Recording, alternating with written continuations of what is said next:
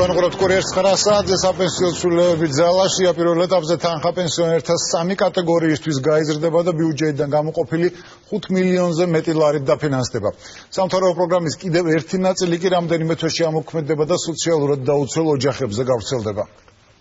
დღეს 1 აპრილია ხუმრობის დღეა, მაგრამ რასაც ვისაუბრეთ ეს სახუმარო არ არის. საინფორმაციო ბრიფინგი ჯანდაცვის სამინისტროში იმ საპენსიო ცვლილებებთან დაკავშირებით გაიმართა, რომელიც ძალაში დღეიდან შევიდა. Ამ ცვლილებების თანახმად 15 აპრილიდან მოსახლეობის სამი კატეგორია გაზრდილ პენსიას მიიღებს. მათ შორის 67 წლამდე ასაკის პენსიონერები 110 ლარის ნაცვლად თვეში 125 ლარს მიიღებენ.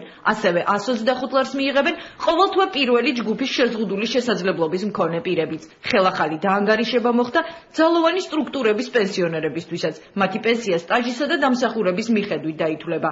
Ყველა ამ კატეგორიის დასაკმაყოფილებლად აპრილის თვეში ბიუჯეტიდან 5.277.660 ლარი გამოიყო.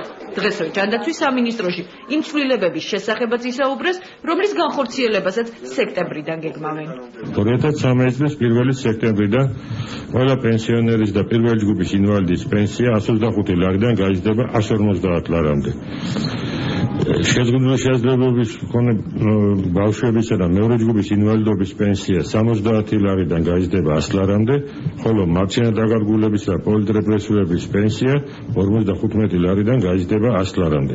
მართველი გუნდი გაცემული დაპირებების შესრულებაზე საუბრობს. საპარლამენტო უმრავლესობაში თვლიან, რომ ზრდის დინამიკა წარმატებით ხორციელდება. ჩვენი პროგრამა გვაქვს, ჩვენ მივყვებით ჩვენ პროგრამას და მოსახლეობა ხედავს, რომ ეს დაპირებები რეალობად არის ქცეული და ყოველთვიურად, ყოველ კვარტალურად ისინი იგრძნობენ, რომ ის პროგრამა სიტყვა იქცევა საქმე. პენსიის 15 ლარიან ზრდას და სამთავრობო პროგრამას აფასებს საპარლამენტო ოპოზიციაც. უმცირესობის განცხადებით მოსახლეობის მოლოდინი წინასაარჩევნო დაპირებებიდან გამომდინარე გაცილებით მაღალი იყო.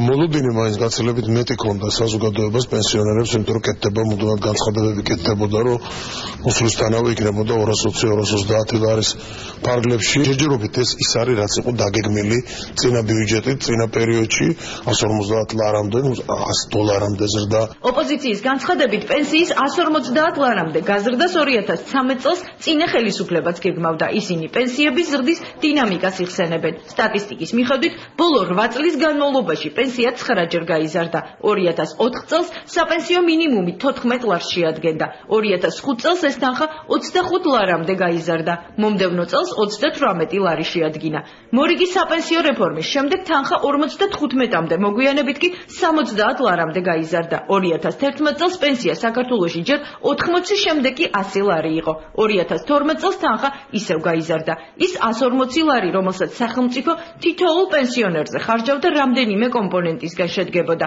მათ შორის სახელმწიფო სადაზღვევო პაკეტისგან. პენსიის ზრდის ტენდენცია მთავრობის ინფორმაციით საქართველოში კვლავ გაგრძელდება. დაგეგმილია ცვლილებების სიღარიბის ზღვარს ქვემოთ მცხოვრები ოჯახებისთვისაც. 1 ივლისიდან სოციალურად დაუცველი ოჯახის პირველი წევრი 30 ლარის ნაცვლად 60 ლარს მიიღებს. ყოველი მომდევნო კი 24-ის ნაცვლად 48 ლარს. პენსიის მატებასთან დაკავშირებით საკუთარ პოზიციას ექსპერტებიც გამოხატავენ. პაატა შეშელიძე თვლის, რომ მცირედი მატება პრობლემას ვერ მოაგვარებს. ის მთავრობას საპენსიო სისტემის შეცვლას ურჩევს. თანხის გაზრდა არ არის რეფორმა. რეფორმა არის ინსტიტუციური ცვლილება, რომელიც დააკავშირებს ერთმანეთთან ადამიანის შრომით მოღვაწეობას, მის დანაზოგს და მის შემოსავლებს სიბერის ასაკში. დღეს ეს არის უბრალოდ საბიუჯეტო გადანაწილება, გადასახადის გადამხდების ჯიბიდან შრომითი ასაკის გადაცირებულ ადამიანების ჯიბეში.